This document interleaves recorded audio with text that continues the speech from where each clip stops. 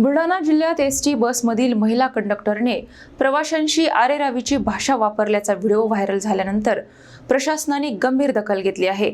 विभाग नियंत्रकांनी तातडीने चौकशीचे आदेश दिले आहेत। बुलढाणा जिल्ह्यातील शेगाव आगारातील एका महिला कंडक्टरचा प्रवाशांशी उद्धटपणे वागणुकीचा व्हिडिओ सोशल मीडियावर व्हायरल झाल्यानंतर या प्रकरणाची गंभीर दखल घेण्यात आली आहे।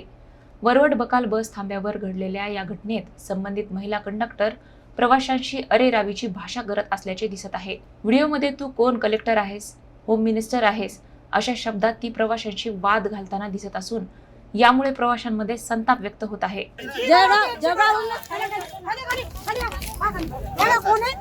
कलेक्टर होम मिनिस्टर मोदी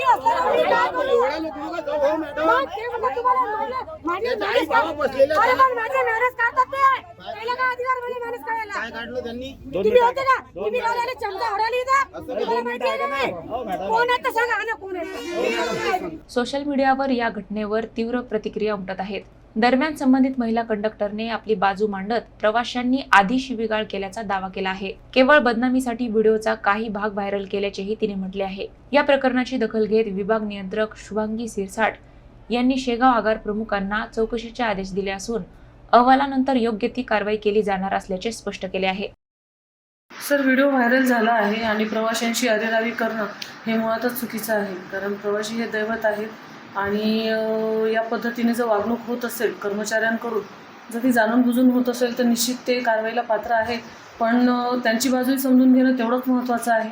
त्यामुळे आगार व्यवस्थापक यांच्याकडून चौकशी अहवाल घेऊन कार्यवाही करणं हे उचित ठरेल। त्यामुळे दोघेही साईड समजून घेणं महत्त्वाचं आहे। चौकशी अहवाल मागवते आहे त्याचा निश्चितच नाही, प्रवासी हे दैवत आहे, प्रवाशांच्या जीवावर आपण आहोत आणि त्यांच्याशी या पद्धतीने वागणं हे निश्चितच योग्य नाही।